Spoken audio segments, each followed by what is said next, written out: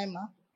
Ma'am, ఒక సామాన్యుడికి ఒక న్యాయవాదికి సమస్య వచ్చి కోర్టులో కేసు వేస్తే ఎవరికి తొందరగా న్యాయం జరుగుతుందంటారు? అది మీరు బయట వాళ్ళు ఏమనుకుంటారంటే న్యాయవాదికి కోర్టు ఏదో అత్తగారి ఇల్లు అనుకుంటారు. కాదు, కోర్టు అనేది అందరికీ వర్తించేది. అందుకే ఏమంటారంటే న్యాయం ఎవరిని వదలదు. చట్టం న్యాయం అనేది ఆల్ ఆర్ ఈక్వల్ కోర్టులోని. మేమేం చుట్టం కాదు. కాకపోతే ఏంటంటే మేము చదువుకుని కోర్టు వేసుకుని వాదిస్తాం తప్ప మాకు కొన్ని సెక్షన్స్ తెలుస్తాయి. అన్ని సెక్షన్స్ ఎలా వెళ్ళాలి ఏంటి అనేది తెలుస్తుంది. అంతేకాని జడ్జి గారి ముందు, కోర్ట్ ఆఫ్ లా ముందు ఆల్ ఆర్ ఈక్వల్.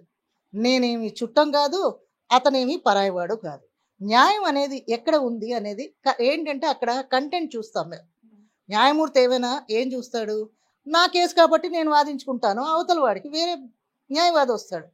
అంతేకాని మీరేదో న్యాయవాది కదా అని మాకు తొందరగా ఎలాగొచ్చినా కోర్టు కేసు కొట్టేసినట్టు అయిపోతుంది కదా, నా పరంగా తీర్పు ఇచ్చేస్తాడా న్యాయవాదా, చలో పాస్ చేసే అని ఉండదు. అక్కడ కంటెంట్ చూస్తారు. దాంట్లో ఫ్యాక్ట్స్ ఏంటి, ఎవరు తప్పు ఉంది, చాలా ప్రొసీజర్ ఉంటుంది దాంట్లోని.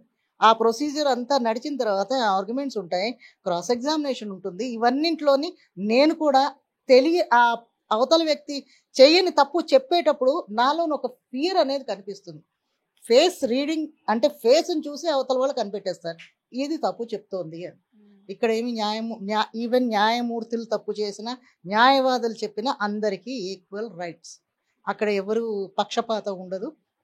నిర్దోషే, తప్పు చేసిన వాడికి శిక్ష పడక తప్పదు. అది కంపల్సరీ. న్యాయమూర్తులు అవనండి, న్యాయవాదులు అవనండి, ఎవరైనా కోర్ట్ ఆఫ్ లా ముందు ఏమీ చెల్లదు. అక్కడ అందరూ ఒకటే న్యాయం. అందుకే అన్నారు మనము ఎవరికైనా అన్యాయం జరిగింది అంటే ఎక్కడికి వెళ్తాం? న్యాయస్థానానికి వెళ్తాం. అక్కడ న్యాయస్థానంలోనే మేమే తప్ప ఇంకెవరికి ఉండదంటే వన్ సైడ్ అయిపోయింది కదమ్మా అక్కడ. సో ప్రజలకి మేమే న్యాయం చేస్తాం, అలా ఉండదమ్మా. ఎక్కడైనా అది తప్పు.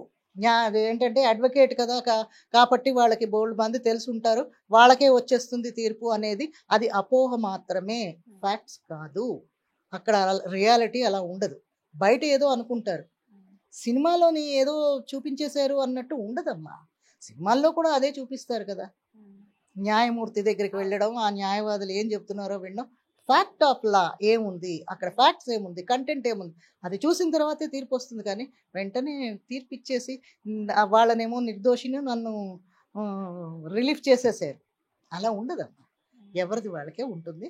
దాంట్లో న్యాయబద్ధంగా ఏముందో అది చూసి దాని తర్వాత వాళ్ళు నిర్ణయించి తీర్పిస్తారు. Okay, thank you so much.